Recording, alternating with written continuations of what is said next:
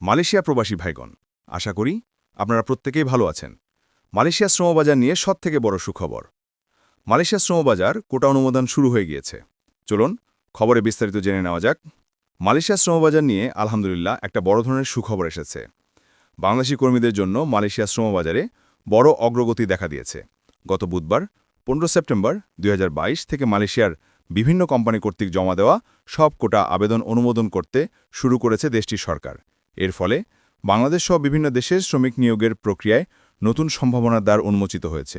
একই দিনে দুপুর 2:30 বাংলাদেশের রাজধানীতে বিএমইটি অভিবাসন কার্যালয়ে একটি গুরুত্বপূর্ণ বৈঠক অনুষ্ঠিত হয়েছে। বৈঠকের মূল আলোচ্য বিষয় ছিল বাংলাদেশের কর্মীদের অভিবাসন ব্যয় নির্ধারণ করা। এখনও বৈঠকে চূড়ান্ত সিদ্ধান্ত জানা যায়নি, তবে সংশ্লিষ্টরা আশা করছে এই বৈঠক থেকে অভিবাসন ব্যয় কমিয়ে আনার মতো ইতিবাচক সিদ্ধান্তে আসতে পারে মালয়েশিয়া শ্রমবাজার। অগ্রগতি যেমন কর্মীদের জন্য সুসংবাদ, তেমনি বাংলাদেশি প্রবাসী জীবন ব্যবস্থার অভ্যন্তরীণ সংকট সমাধান প্রয়োজন। বিশেষ করে সিন্ডিকেট জটিলতা এবং প্রশাসনিক বাধা না কাটলে বাংলাদেশ থেকে শ্রমিক পাঠানোর প্রক্রিয়া সহজ হবে না। বিশ্লেষকদের মতে বাংলাদেশ সরকার যদি দ্রুত সিন্ডিকেট সমস্যার সমাধান করে থাকে এবং অভিবাসন ব্যয়ে যৌক্তিক পর্যায়ে নির্ধারণ করে, তবে মালয়েশিয়া শ্রমবাজারে বাংলাদেশি কর্মীদের জন্য বড় সুযোগ সৃষ্টি হবে। অন্যথায় অনুমোদিত কোটা থেকেও বাংলাদেশ প্রত্যাশিত সুবিধা নিতে নাও পারে। প্রবাসী কল্যাণ মন্ত্রণালয় থেকে আরও বেশ কিছু স্পষ্ট বার্তা এসেছে।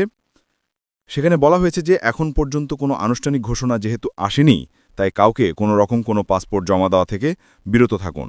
আমি আবারও বলছি, কাউকে কোনো রকম পাসপোর্ট জমা দেওয়া থেকে বিরত থাকুন এবং নির্দিষ্ট সরকারি নির্দেশ আসার পরে নিয়োগ প্রক্রিয়া অংশগ্রহণ করতে বলা হয়েছে।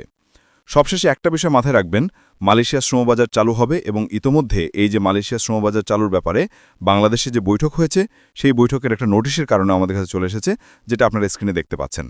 কিন্তু স্পষ্ট বলা হয়েছে যে মালয়েশিয়ায় কর্মী প্রেরণের ক্ষেত্রে অভিবাসন ব্যয় পুনর্নির্ধারণ সহ মন্ত্রণালয় কর্তৃক গঠিত চূড়ান্ত সভা আগামী 30 সেপ্টেম্বর 2014 তারিখে অনুষ্ঠিত হয়েছে এবং এই ব্যাপারে কিন্তু ইতোমধ্যে মন্ত্রণালয় সকল রকমের ব্যবস্থা গ্রহণ করেছে।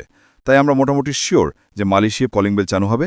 এখন শুধুমাত্র কলিং ভিসার যে খরচ সহ অন্যান্য আনুষঙ্গিক যে বিষয় রয়েছে, সেগুলো বাস্তবায়নে বাংলাদেশ এবং মালয়েশিয়া সরকার কাজ করছে।